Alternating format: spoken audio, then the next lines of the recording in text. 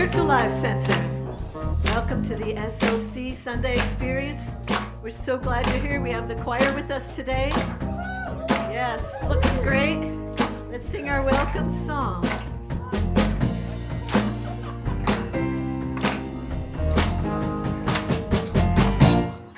I'm in the right place at the right time. I am just where I am meant to be. I'm in the right place at the right time. I am just where I am meant to be. I'm in the right place at the right time. I am just where I am meant to be.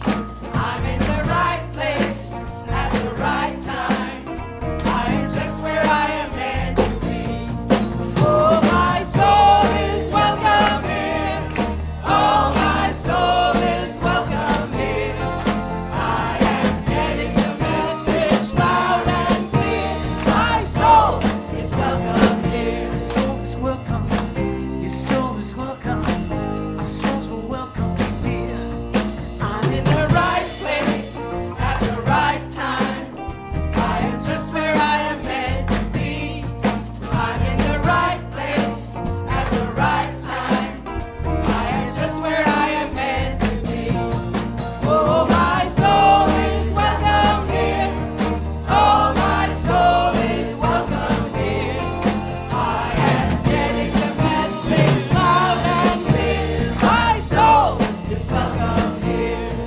I am getting the welcome here. Oh, my soul is welcome here. I am getting the message loud and clear. My soul is welcome here. I am getting the message loud and clear. My soul is welcome here. My soul is welcome here. My soul is welcome here. My soul is welcome here. My soul is welcome here. My soul is welcome here. My soul is welcome here. My soul is welcome here. My soul is welcome. I am getting the message loud and clear. My soul is welcome here.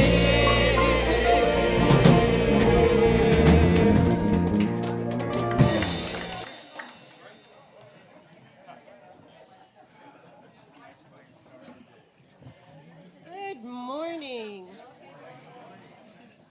You are here on the perfect morning because look, we got the choir. Yes. Fired up and ready to go. This is the Reverend James Trapp. I always like to say that since there are people online who Oh, are watching that- us who may not know you. All right, Heather. And there's some people here who might have forgotten our names. And that's all right. Looking at you. And I'm Heather Estay.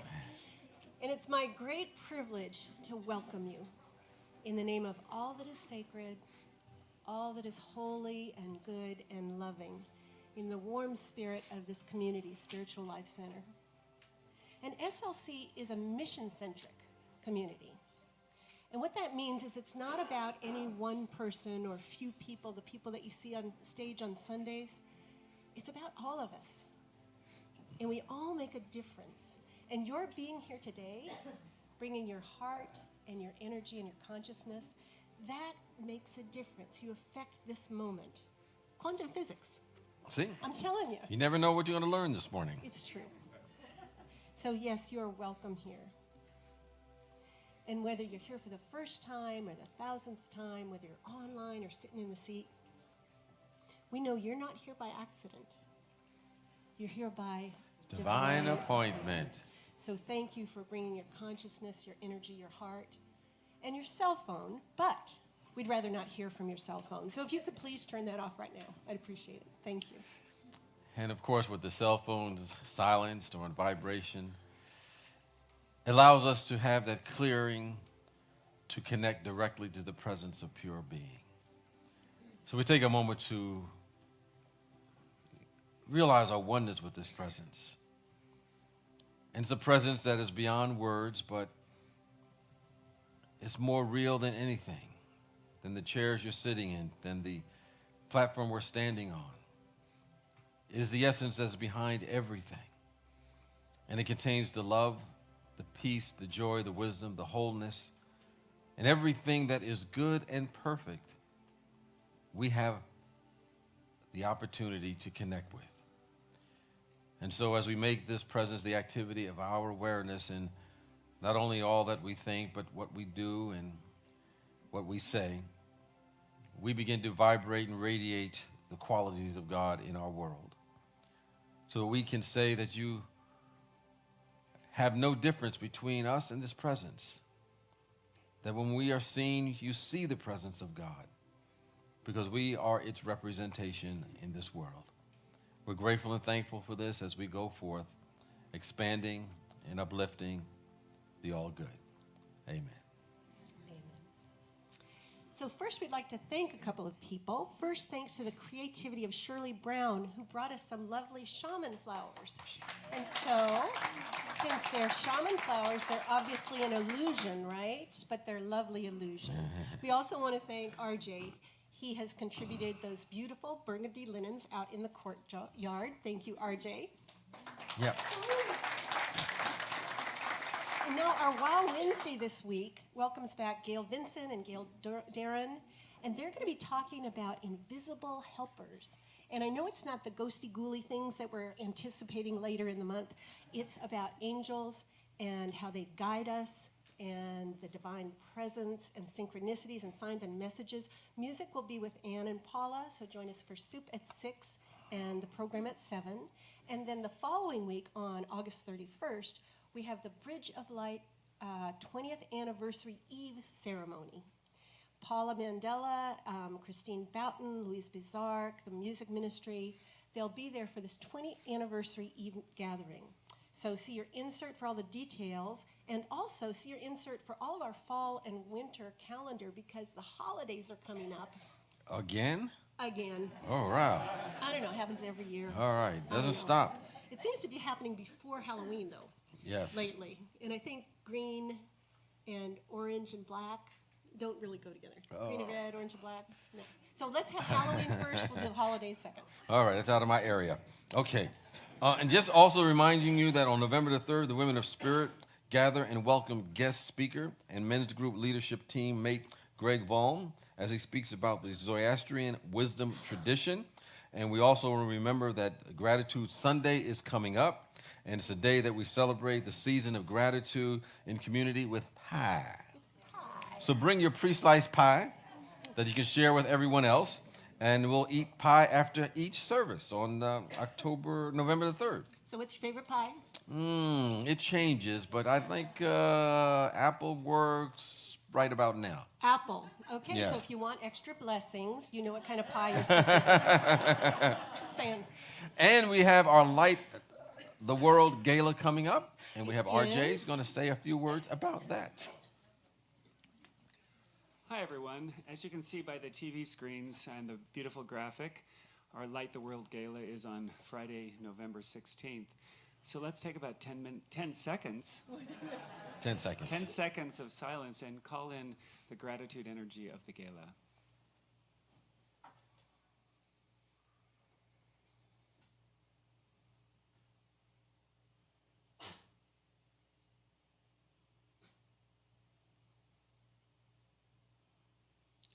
So we have some volunteer opportunities, and we'd like to let you know that we have some volunteer appreciation tickets at a reduced price. So if you'd like to give us some of your time, we like to honor time, talent, and treasure. So if you have some time to give the gala, come talk to Pat in the courtyard after the service.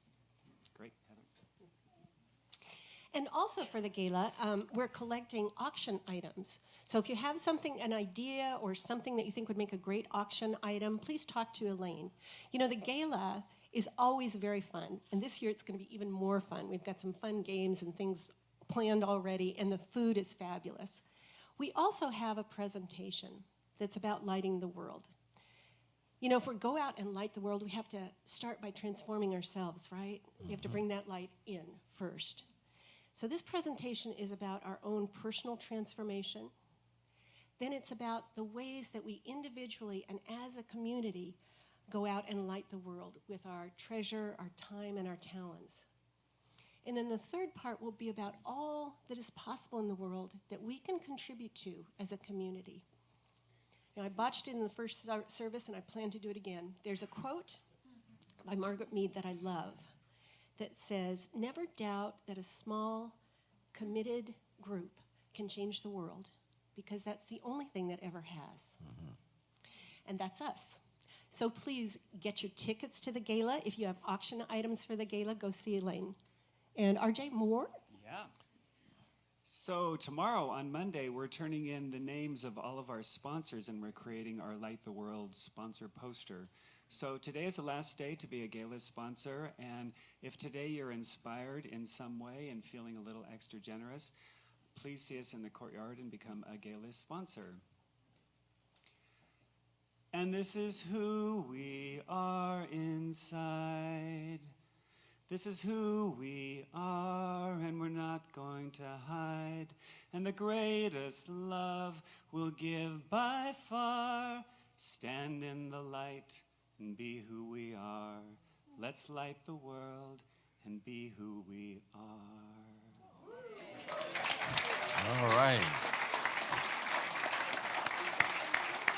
That is very sweet. Thank you, Yes. RJ. Keeps coming up with those. I know. So now I'd like to introduce some important people in this congregation. Our ambassadors and chaplains, if you'd please stand up.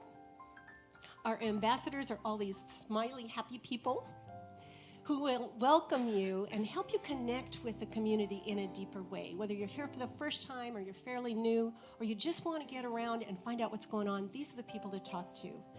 And then our chaplains have dedicated at least a year of their lives in holding us in sacred space for this community. And they're with us now to pray with us individually. So if you have a challenge, if you have a celebration, if you just want to pray for the heck of it, these are the people to pray with. They'll be out in the courtyard and in the back of the sanctuary, I think, sometimes. Yep. Yep. Wherever you see them, Wherever you they see will them. be there. They're great prayers. And if you're here for the very first time, in a few moments, we're going to ask you to raise your hand because we want to, in the meantime, let you know about the opportunities to connect with Spiritual Life Center. And we'll give you a welcome card, and if you so choose, you can fill that out and drop it in the offertory basket at the end of the service, or bring it to the welcome table in the courtyard after the service as well. And we'll give you a very warm welcome gift as a result of turning in that card. So if anyone here for the first time, any first timers, just kind of raise your hand. Just keep them up real nice and high. And we're going to give you a chalet. And we ask you, if you so desire, to wear that chalet. And we can give you that special Spiritual Life Center greeting. And there's a tag on the chalet that says, "We believe that we are spiritual beings who are having a human experience. And there are many paths to the one God." And so we thank you for sharing your consciousness, your love, your presence with us this morning. And we thank you for your presence in so many different ways. And we support you on your path. And so we have an opportunity to welcome our newcomers. Let them know you are marvelous, and we can welcome each other and just say, "You are marvelous, glad you are here." Marvelous, glad you're here.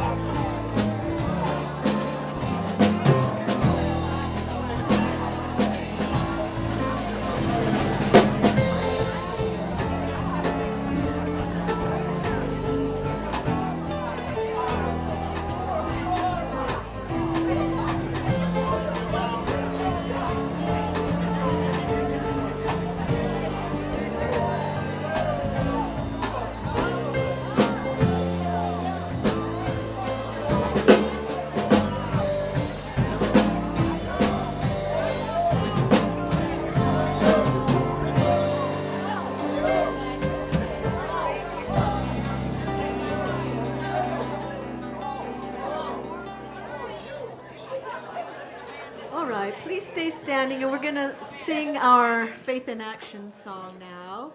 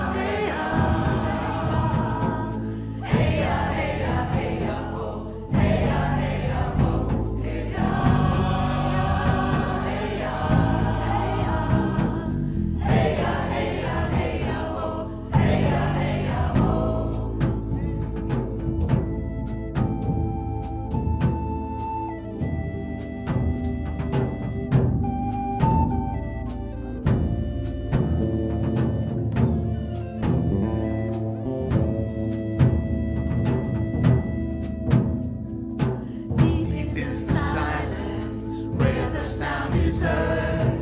Universal wisdom flowing through the word, creating a dream that lives in me and you, in harmony with all. To your heart be true, stand in your power. Now is the only hour.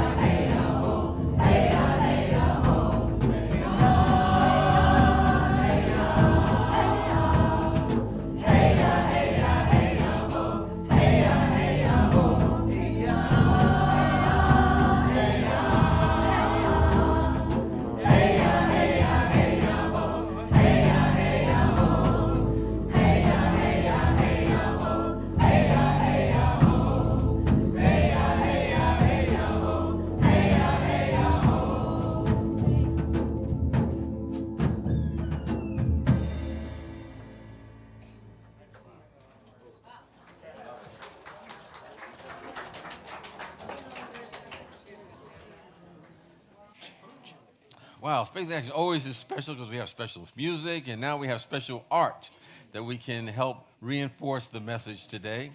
Each week we have an artist who gives us, an artistic representation of the theme of the week.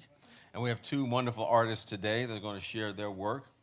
First is Carolyn Cochran, who's also our board president here at Spiritual Life Center, and Mary Rupp. And so I'm going to start out. So give them a warm welcome this morning.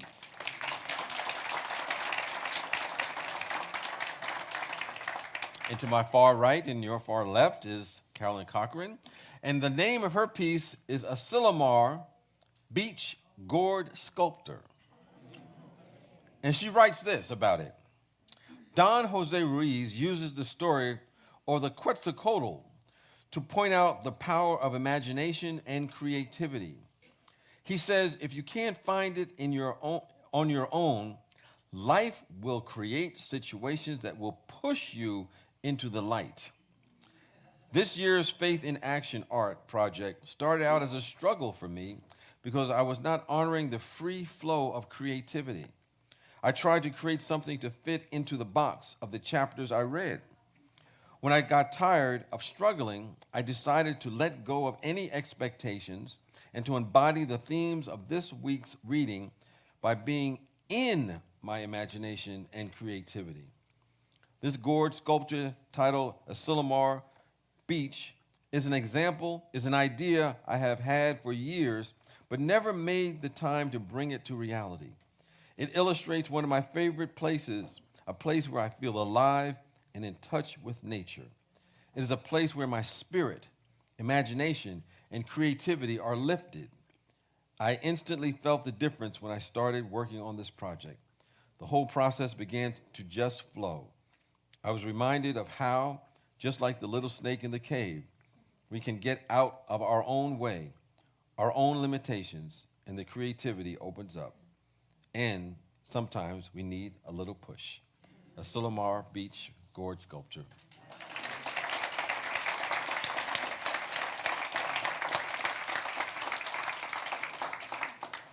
And our next artist, Mary Rupp, presented this wonderful piece this morning that goes along with our theme. And here's what she writes. I couldn't help but draw a parallel between the story of the little snake and the symbol of Kundalini, the Hindu serpent who uses the chakras to ascend to enlightenment and nirvana. I once had a Kundalini experience during Satori, breath work, a vision of flying, a thunderbird among other thunderbirds, my power totem. The tree of life binds all creation together and also represents the seasons of the wheel of life embodied by the two-headed snake. The sun is the giver of life and power. The woman represents the observer, or in shamanic terms, the dreamer, finding her power and freedom in oneness with all creation. The circle is surrounded by my totem animals and little friends. The work of Mary Rupp.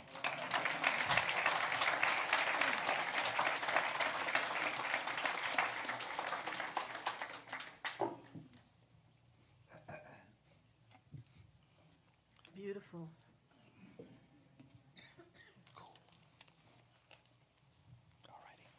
So at this time, as we have been doing lately, we're going to read together our shadow card that we've been doing in this cue process that we're engaged in as a community.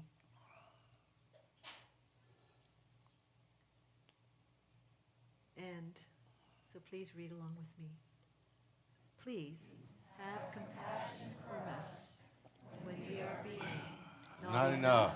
distrusting, grieving, blaming, powerless, and fearful, because this is who we have come here to be, inspired, in integrity, joy-filled, compassionate, unstoppable, generous, and transformational. Now let's embody all those beautiful qualities into our vision statement. Spiritual Life Center is a loving, vibrant family that welcomes home all people and accepts everyone, no exceptions, weaving ancient spiritual traditions with emerging wisdom. We cultivate a spiritual deepening with the divine, each other, and our planet.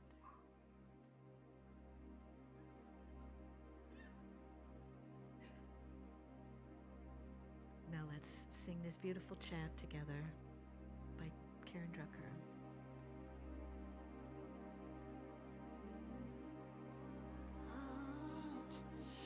You are the hands, you are the voice of spirit on earth, and who you are, and all you do is a blessing to the world.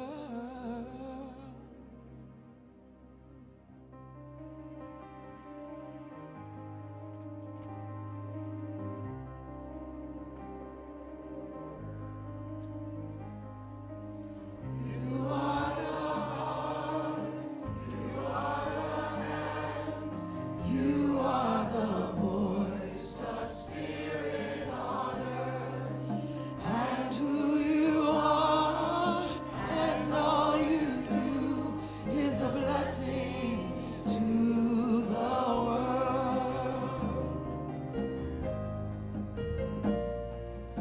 We are the heart, we are the hands, we are the voice of spirit on earth, and who we are, and all we do is a blessing to the world.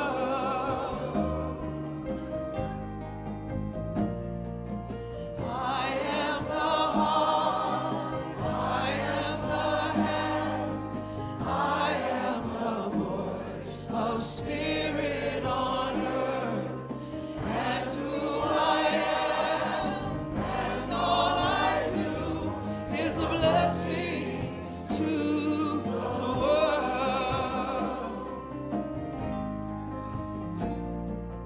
I am the heart, I am the hands, I am the heart, I am the hands. You are the heart, you are the hands, you are the heart, you are the hands. I am the heart, I am the hands, I am the heart, I am the blessing to the world. We're a blessing to the world.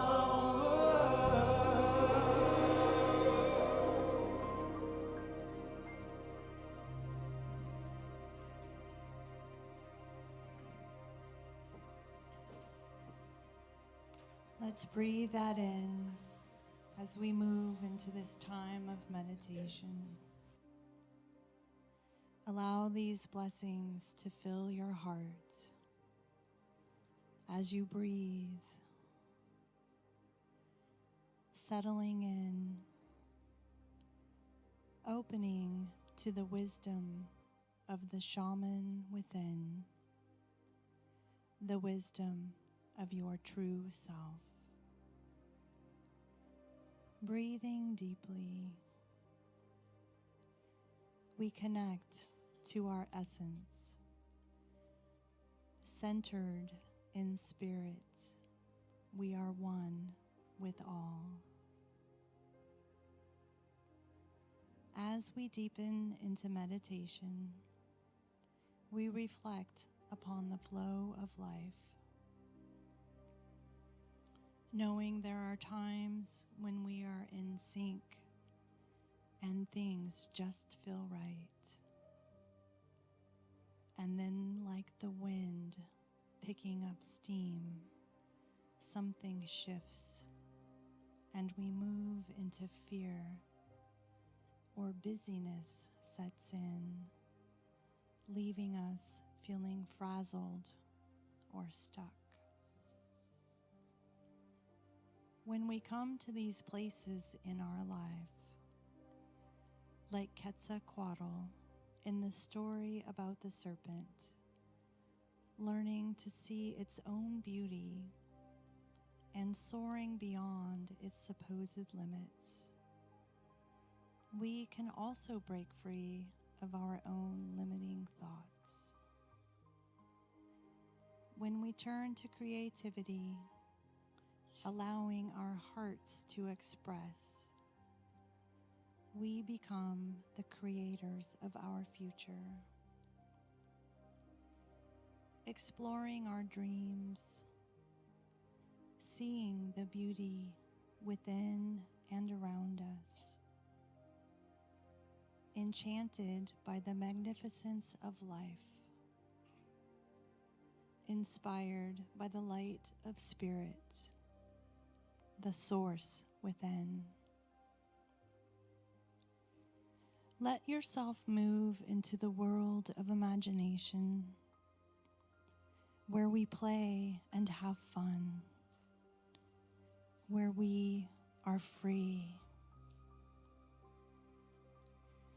It is our imagination that pulls us into another way of being.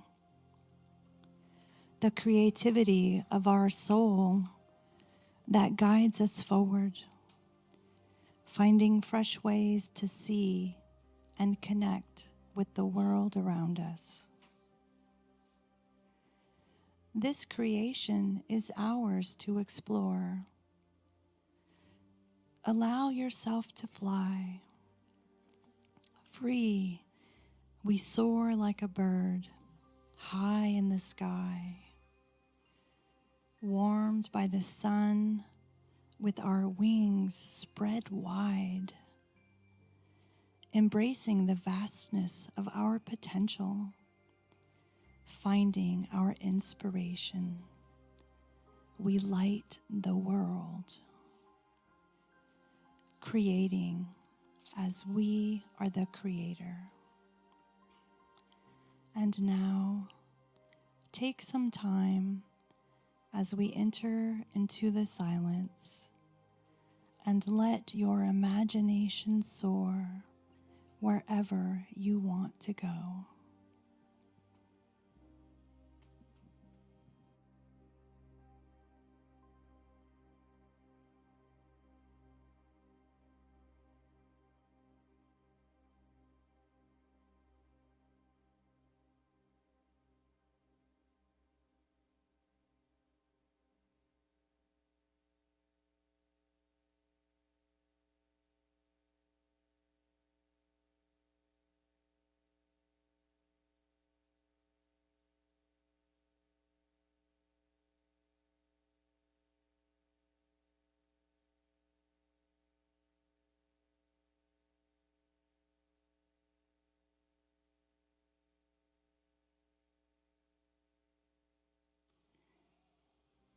With imagination, we can fly, believing in our own power and creativity.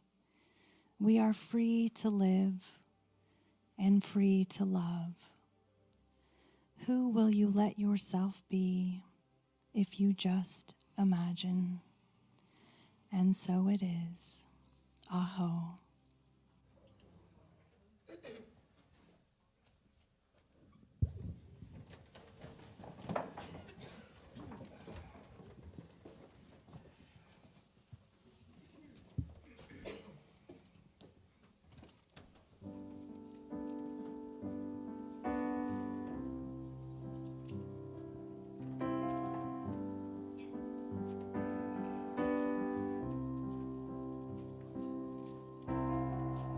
Imagine there's no heaven. It's easy if you try. No hell below us, above us only sky. Imagine all the people living for today.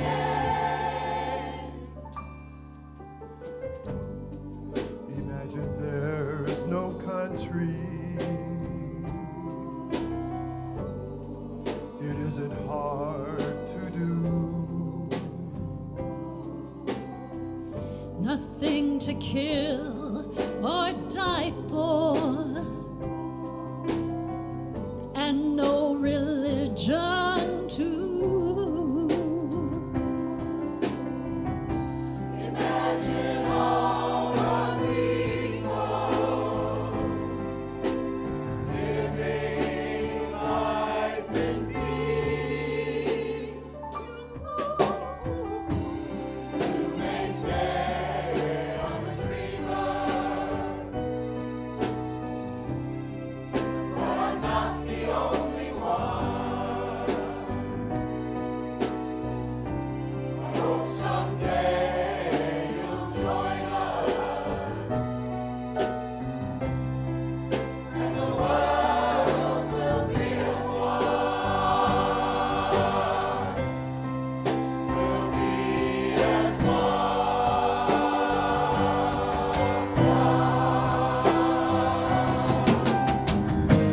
Imagine no possessions. Wonder if you can. No more for greed or hunger. A brotherhood of man. Imagine all the people sharing all the world. You may say I'm a dreamer, but I'm not the only one. I hope someday you'll join us,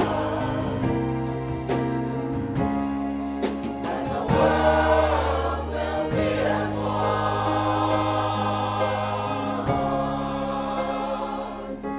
We'll be as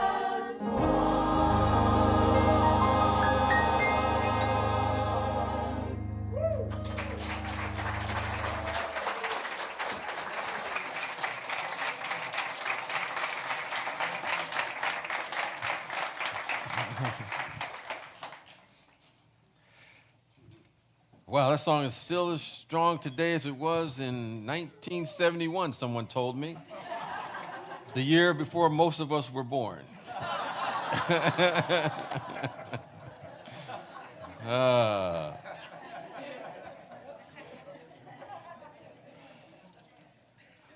Well, we're in our third week of our Faith in Action series, based upon the wisdom of the shamans, the book by Don Jose Ruiz. And in the chapter 3 of the book, he has entitled it, Ignite Your Imagination and Creativity. And he starts out with a story. It's a story about a snake who's in a cave and refuses to come out because of fear and kind of previous conditioning. He just wants to stay there. And there is a god of the rain who is overseeing this. And he wants to help the snake out, to let him realize that there's such a bigger world out there. And he didn't coddle the snake, but what he did was he caused a tremendous amount of rain to come down so that it began to flood the cave, and he had to go to higher and higher ground. But it came to the point that he could no longer stay in the cave. He had to come out. And when he came out, he was amazed because he saw how magnificent the world was for him out there. And one of the things that struck him was that he looked into the sky and he saw these tremendous, wonderful birds flying. And he had a desire to fly up there just like those birds. And he was beside one of his fellow snakes who said, well, forget about that. You'll never be able to fly. That's not what you were born to do. And he was a little dispirited at first. But then somewhere along in the story, he says these words: I may not have wings, but I have the power of imagination. And with imagination, I can make the impossible possible. And eventually, as the story goes on, the god of the rain provided an assist, and the bird was able to fly. And it reminded me something that Albert Einstein supposedly had said. He said, imagination is more important than knowledge. It can make a way out of seemingly no way in our life and in our world. There's a koan from the Buddhist tradition, and it says to the listener, imagine that there is a goose inside of a bottle. And the goose keeps growing, and now you have to be able to get the goose outside of the bottle, but you have to do that without harming the goose or breaking the bottle. And look at it, it's impossible to do. And so they say, how can you get the goose out of the bottle? And so one of the answers that someone came up with, well, just imagine the goose out of the bottle, because that's how you got the goose in there in the first place. Through your imagination. Don Jose notes in his works, the Toltec work, that the creation of our life is really a dream of our own making. And if we don't like the dream, if we don't like what it's creating, we can create another dream. But we have to capture the right ideas to help us rise above where we happen to be. I remember when I was in the Boy Scouts years ago, I had a scoutmaster. And he was kind of like a guru figure for all of us. He was kind of a philosopher in his own right. And he used to tell us a lot of stories that I eventually became aware of. And one of the stories was about an initiation exercise, a rite of passage for young men that had to go from child to adulthood. And there were 3 of them that needed to go through this rite of passage. And they went to the elder of the community, and the elder gave them some instructions. And the instructions were that they had to go out into the world and then come back with the most valuable thing that they could find. And so the first one went out, and they went through the farms, around the hills, through the mountains, through the streams. And, he came back. And he came and he said, this is the most valuable thing there is in the world. And he handed the elder a whole load of gold. That this is the most valuable thing.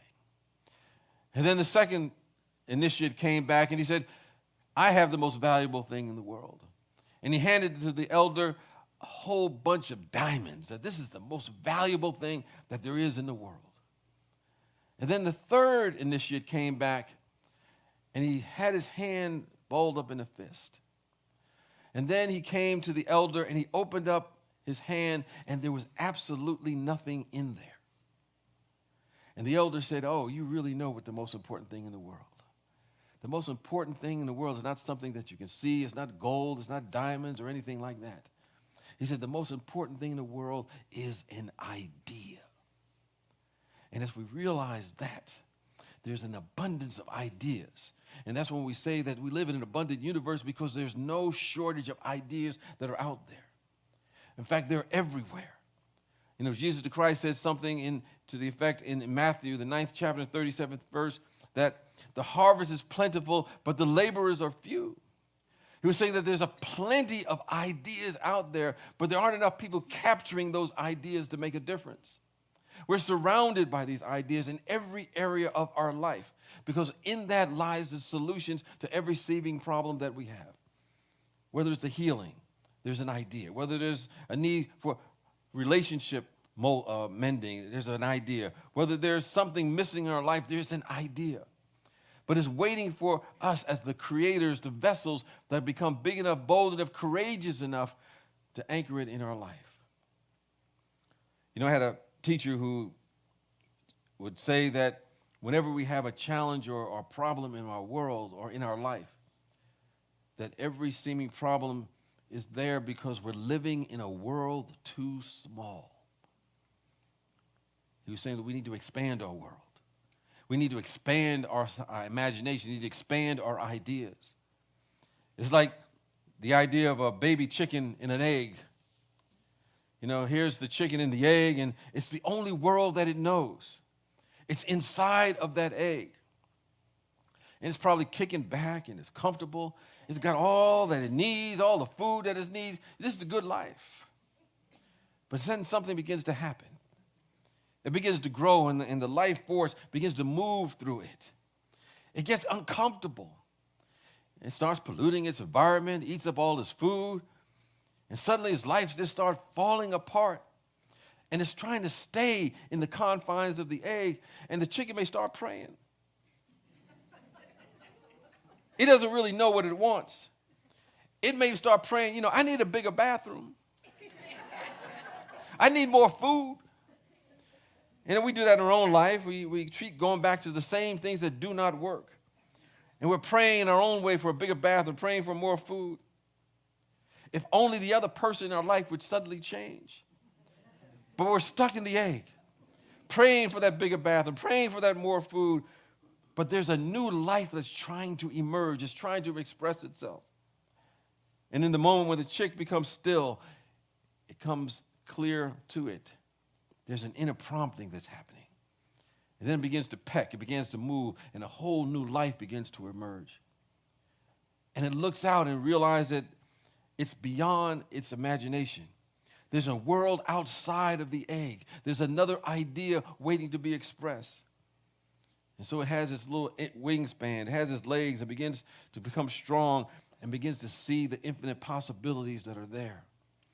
And probably the chicken says to itself, chick, I'm sure glad I didn't get what I was praying for. Sometimes we complain how things are right now. We call them problems in our life. But sometimes if we just stay at the level of the problem, all we do is reinforce the problem. But oftentimes when we have a challenge or a problem or a difficulty, it's really a signal for the great universe that's saying, oh, you're living in a world too small. We're here to expand our world. We're here to expand what's possible in our life. You know, just as an aside, there's a program we used to watch on TV years ago in the 80s. And there was a particular episode in which the husband and wife were supposed to go out to a party, it's a party, a cool party. They were supposed to show up like, I'm cool. They were going to dress up and they were just going to be really cool. And so just before the event was supposed to happen, the wife, broke her foot. So she had to put a cast on and she's one thing now, and they're saying there's no way that you could be cool with a cast on and in crutches.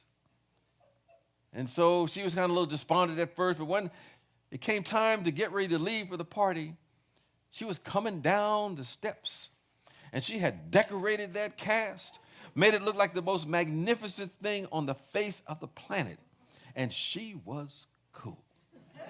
No ifs, ands, or buts about it. She took what had been a bad situation and had an idea of what it could be. And I think in our own life, we have that same potential within us. It's just waiting to be released, because every adversity can be reversed. Every sickness can be healed. Every failure can open a door of success. And every disappointment can be a stepping stone to greater expressions of who and what we really are if we use our imagination to capture the right idea. We are the creators and the creation of the possibilities of our life. But we have to exercise what someone told me, our idea muscles. We must exercise our imagination muscles. We need them to show up when we really have the opportunity to have them expressed in our life, when we really need them.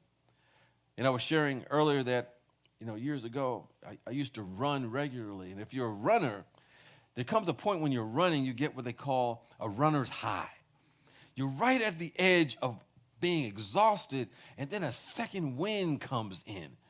And it's kind of probably in part of our DNA, because probably 400,000 years ago, we had to run. But we were running either to get food to survive, or we were running away from prey from just trying to make us food. And so we had no chance to, there was no opportunity for us to get tired. We had to have a second wind. But of course, in order to get that second wind, you have to practice.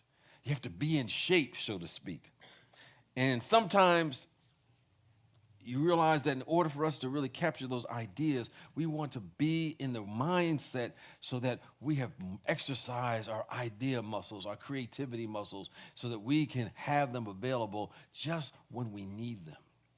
And sometimes what we can do is just go around places where they're expressing creativity, they're expressing possibilities, where they seemingly make the impossible possible.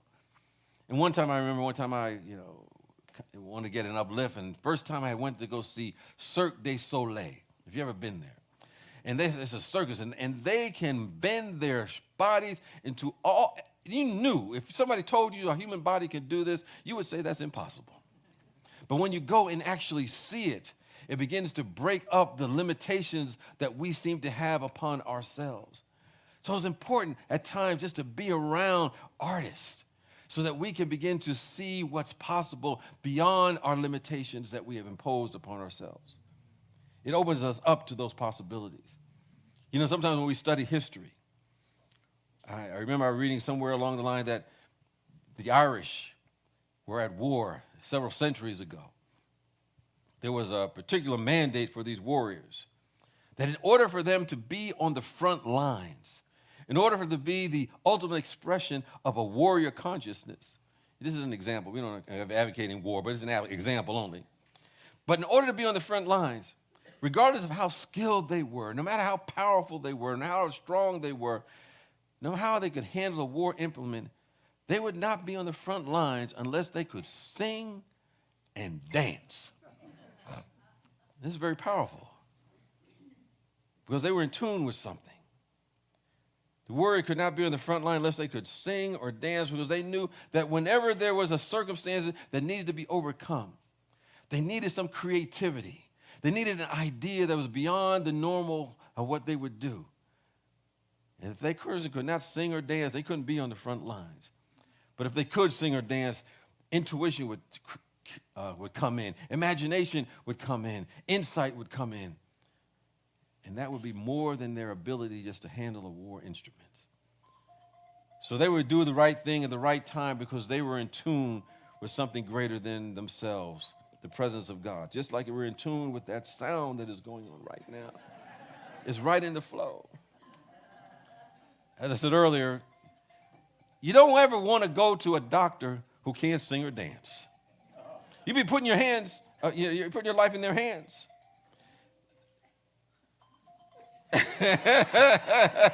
I think that's an opportunity. Am I supposed to be singing and dancing now?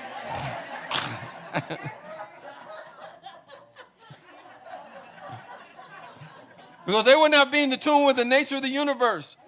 And so there's a doctor in Southern California that when he has his patients come out of surgery, he sings and dances with them. Do we have the tape? Do we have some sound?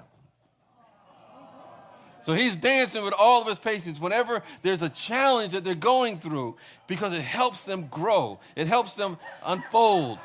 It helps them heal.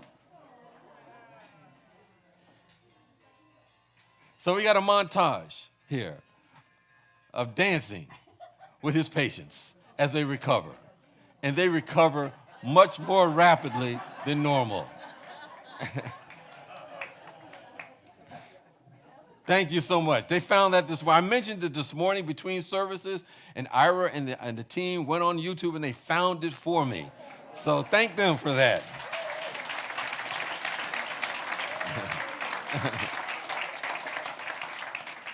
But we want to exercise our creativity muscle.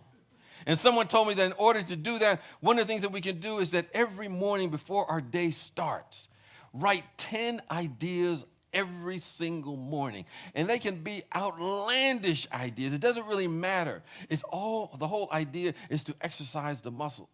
And so if you did that 10 ideas every day for a year, at the end of the year, you'd have 3,650 ideas, and you know that at least one of them will be good, and it could change your life forever. Practice the idea creation. Because the ideas will show up when we need it. You know, I shared the time that there was a man who was working at work. Well, he wasn't working at all. He was actually just sitting there, staring out the window all day long. And this upset his coworker. Coworker went to his boss and said, this guy's just sitting here like every single day. He's just staring out of the window. And he's getting paid, and I'm working my butt off every single day. And the boss said to him, please, be quiet. Leave him alone. Don't disturb him. And of course, this made his coworker even more infuriated. And then eventually he said, the boss said to him, this guy, you don't want to disturb because the last time he stared out the window like that, he helped make this company an extra $10 million. So the last thing I want to see him doing is working. Now you get back to work. He was downloading from the ideas sphere. You know, in the wisdom of the shamans, it talks about the power of our awareness. And we need to be what they call a Toltec hunter, being on the lookout for thoughts and directions of our mind that do not serve us. Because we begin to block the flow of the good that's always there. You know, one of the things that, just into my own mind as I share this. I don't know if I should share it, but anyway. We all worry about stuff. So things come into my mind. Worry comes into my mind as well. And sometimes, I have to enter, what I call a no worry clause, because, what worry does is it really blocks the flow of creativity. It blocks the ideas from coming up. And now we have to stop that worry. Now, you may not be able to do it all at once, because we might go into fits and withdrawal symptoms. But there's some times when I'm going into that worry phase that I have to tell myself, okay, I need to start my own no-worry 12-step program. I have to maybe get up and say, yeah, my name is James, and I worry. It ruined my family. I was worried all the time. I stopped worrying suddenly, and I lost all my friends. They didn't know who I was anymore. But the whole idea is that worry blocks the flow. I think it was Bob Marley had a song that said something to the effect that worry is when you're worshiping the demons. We want to get out of that. We want to stop and consecrate our thoughts to the ideas of God. And then the worry thoughts will come up, and when we're concentrating on the presence of God, making that intention, those thoughts will come through, but they will not stick because we're not interested in them. We're not giving that our attention. When ideas show up, we have to move with intention to make them happen, even if they seem to be impossible. Like the story of the snake and the god of rain, unseen forces will begin to come and support us along the way. There was an 8-year-old young girl named Tess who knew that her little brother was very sick. And his parents couldn't afford surgery. They didn't have any kind of insurance to cover for the surgery that he needed. And the little girl, Tess, overheard her parents say that only a miracle will save him now. And so the little girl went to her bedroom and emptied out her piggy bank. And after counting up all of her coins, she ended up with $1.11. It says in that story that she went to a pharmacy, drugstore a few blocks away. And the pharmacist was talking to a very well-dressed man. And Tess was becoming very impatient because he was just talking to the guy. And so she emptied all her coins on the counter, created a commotion, created enough disruption to get, his attention. And the pharmacist was very irritated by this little girl interrupting his conversation. And he said to her, you need to be patient. And she said to him, but I need to talk to you about my brother. He's really sick. And I've come here because I came here to buy a miracle. And that got the pharmacist's attention. I said, I don't understand. And he said, well, my little brother has something growing in his head. My dad says only a miracle can save him. So how much does a miracle cost? And the pharmacist said, well, we don't sell miracles here. I'm sorry, I can't help you. But she said, I have the money to pay for it. And then the man that the pharmacist was talking to, the very well-dressed man, asked her, what kind of a miracle do you need? And she said, I don't know. And she started crying a little bit. And I just know that he needs an operation. My dad says we can't pay for it. And the man asked her, well, how much do you have? And she says, I have $1.11. She said, that's very low.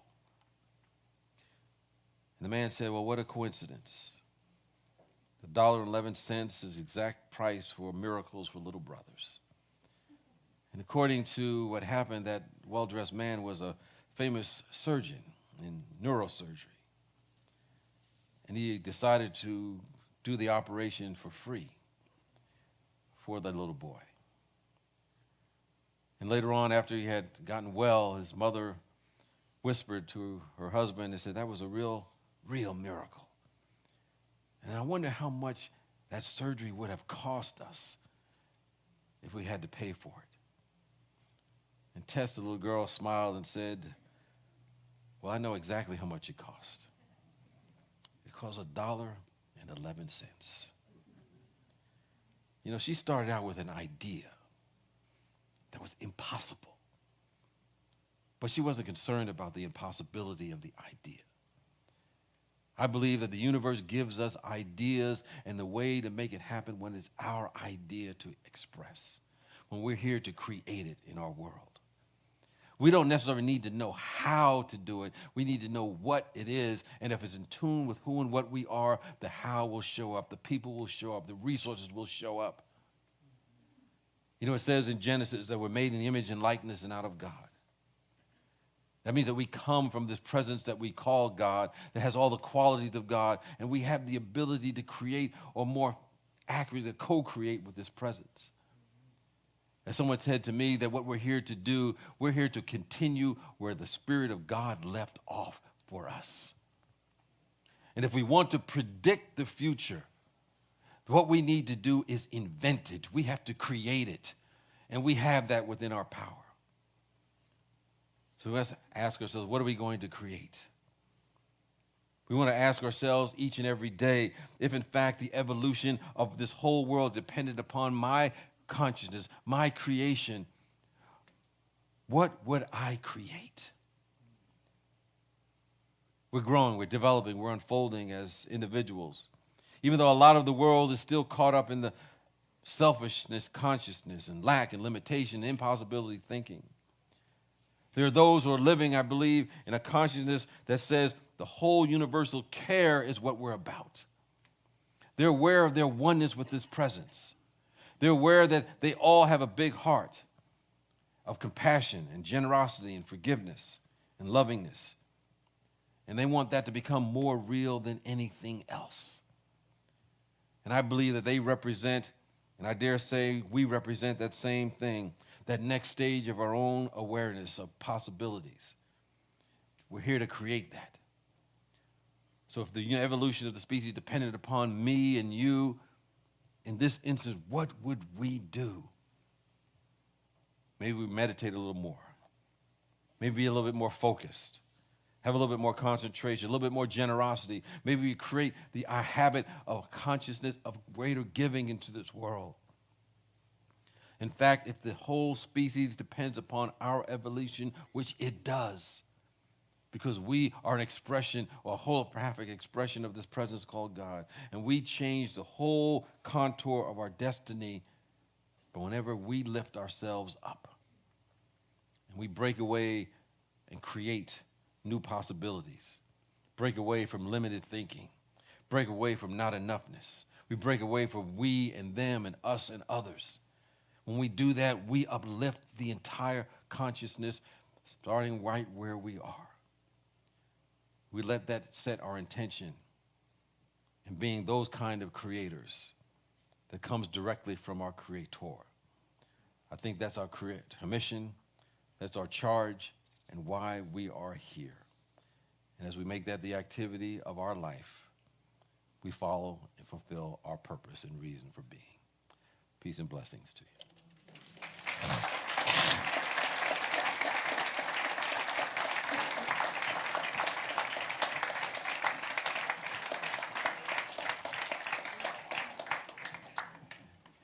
Each week we have a affirmation that we take with us throughout the week, and it's showing up on our screen overhead. And I invite you to join with me in affirming it together and embodying it in your life this week. Let's say it together. I consciously use my creative power to break the habit of suffering and come back to my center. I am the creator of my life. We are the creators of our life. So next week we're going to continue on with our Faith in Action series, talking about the power of ritual. And I've been told that next week is the color green.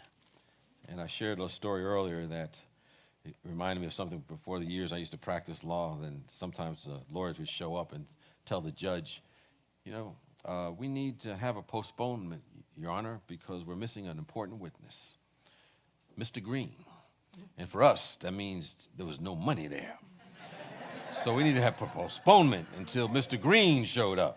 So anyway, green is power, green is money, green whatever you want to be. That was just something that came up to me, and I just shared it with you. Has nothing to do with any kind of spirituality at all. So we invite the ushers to come forward as we have an opportunity to get in the flow of divine giving. Because we recognize there's a principle that when we give that is unalterable, that is timeless and changeless. And that is whenever we give out and whatever we give out, we keep. And we can never outgive this presence we call God. And this giving supports this community for those who are looking for a transformation in their life. And our community as a whole begins to support other like-minded organizations to make a difference in our world. And with that, let us join in and say our offertory blessing. Divine love, as me, blesses and multiplies all that I am, all that I have, and all that I circulate. Thank you, God. The choir's going to close out today with a song that was written in the late 90s for the Olympics. And that's another powerful example of coming together with an idea and triumph of the human spirit. So here we go, the power of the dream.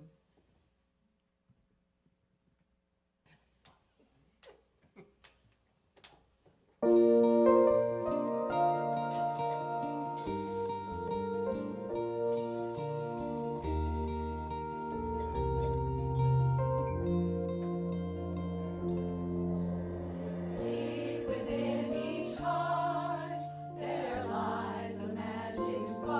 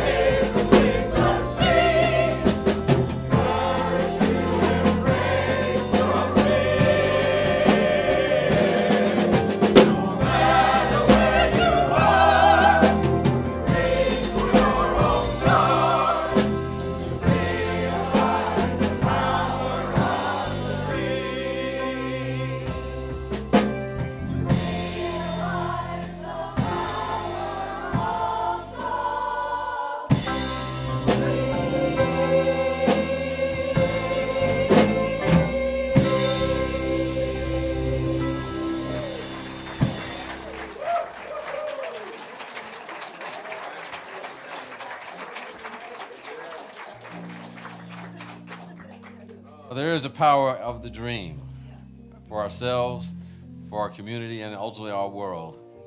We need to imagine it, move in the direction of it, do our part, and God provides the increase. And so we support that dream with our work. We're grateful for the tithes and offerings that have been given, knowing they're going to give benefit not only to the givers, but to receivers as well. And with that, we say thank you, God. Amen. And with that, let's sing our peace song together.